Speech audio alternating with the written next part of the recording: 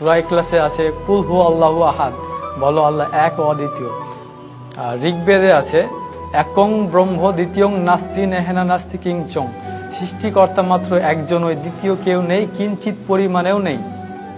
তখন আমার মাথায় চিন্তা আসলো যে সৃষ্টিকর্তা যে একজন, কিন্তু আমরা তো অনেক ধরনের মূর্তির পূজা করি, তাহলে এগুলো কোত্থেকে আসলো? অথচ বেদে আছে নাচ্চি কাচ্চি জাদিতা না জাদিপা নাস্তি পথে মাস্তি, সৃষ্টিকর্তার কোনো প্রতিকৃতি নেই, কোনো ছবি নেই, কোনো মূর্তি নেই, কোনো ফটোগ্রাফি নেই, কোনো আইডলস নেই। তাহলে আমরা কেন এই ভ্রান্তিক বিষয়গুলো নিয়ে পড়ে থাকবো? আমার চিন্তা ভাবনা শুরু হলো, আরো জানলাম। হিন্দু ধর্মের কল্কি অবতার নামে একটা বই আছে, ওই কল্কি অবতারে একটা শেষ অবতার যার নাম হবে নরসংসা। নরসংসা অর্থাৎ প্রশংসিত ব্যক্তি। প্রশংসিত ব্যক্তিকে আপনি যদি আরবিতে নিয়ে যান তাহলে হবে মোহাম্মদ। মোহাম্মদ অর্থ হচ্ছে প্রশংসিত ব্যক্তি। ওই থেকে আর কি মনের মধ্যে একটা খটকা, যে আরেকটা মন্ত্র আমি পেলাম কল্কি অবতারে, লা ইলাহা হরিতি পাপং ইল্লো ইলাহা পরম পাদম জন্ম বৈকুণ্ঠ অপরিণীতি জপি নাম মোহাম্মদম। এখানে আল্লাহর কথা আছে, রাসূল সাল্লাল্লাহু আলাইহি সাল্লামের কথা আছে। তখন আর কি আমি পুরোপুরি শিওর হয়ে গেলাম।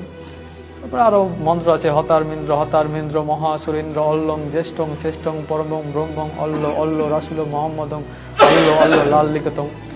এই ধরনের এই মন্ত্রগুলোতে আর কি কল্কি অবতারে মোহাম্মদের, আমাদের যে নবী, শেষ নবী মুহাম্মদ সাল্লাল্লাহু আলাইহি সাল্লামের কথা আছে।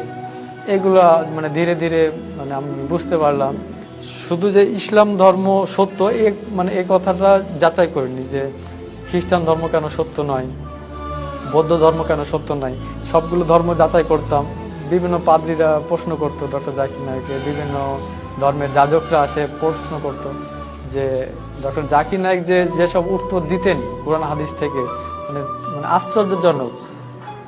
ইসলাম ধর্ম যে সত্য এটা যে তিনি বুঝিয়েছেন, এই কথাটা এটা আমার মাথায় গেঁথে গিয়েছিল। এরপরে আমি ইউটিউবে একটা চ্যানেল পেলাম হেদায়েতের পথে। এখানে গিয়ে এক আমার দিনী ভাই আব্দুর রহমান ভাইয়ের ওনার সাক্ষাৎকারটা আমি দেখলাম।